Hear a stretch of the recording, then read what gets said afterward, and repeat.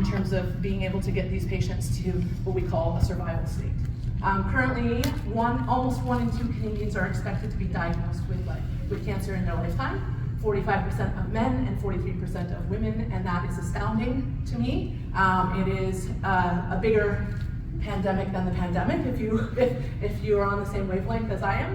And I think that that's very important for us to know because, I was just talking to a colleague and she said, I don't know about you, but have you seen it rise since the pandemic? And I'm like, it's just been rising, period. This is not a new thing. It's just that we're seeing more and more of it as we connect with our patients. And there is research now to show that secondary cancers can occur from treatment. And this is an important factor because this is where this cancer recovery part is where we can play to help mitigate and change those statistics. The worst with these symptoms, long-term complications, are under the age of 50.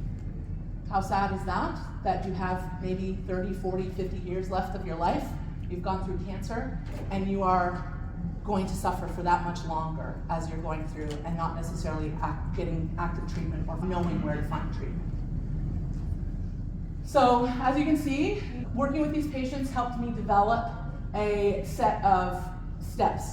So one of the biggest things that I think this population and many of us suffer with is overwhelm, right? There's a mass quantity of information, the patient is a complicated case, you have to consider the fact that they've just gone through cancer, which gives you a special set of skills that you have to know to figure out what they can and can't do. And then on top of that, you also have to be able to sift through all of that, find an individualized plan, connect with where they're at, and be able to put everything together.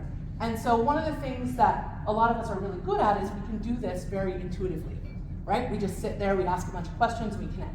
But the problem becomes that doesn't always empower the patient to understand what's actually happening to them. And so one of the things that I really like, and one of the reasons why I say doctors, teachers, my big passion within our naturopathic oath, is that I want my patients to know why we're doing things, why, how long, all these steps, and them be able to buy into the process. And them knowing where they're at and how it all interplays is part of that.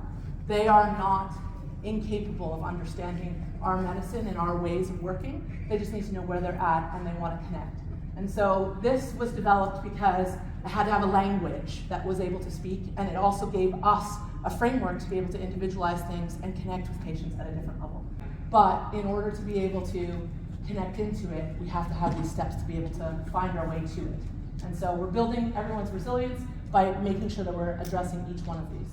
I find this in practice is a very important thing because it's so easy to get sidetracked. Even though we have more time than the conventional system, we don't have unlimited time. And a lot of times, one of the things that I struggle with is that I forget that the things that are in my brain and that are so important to me are not always the things that they know.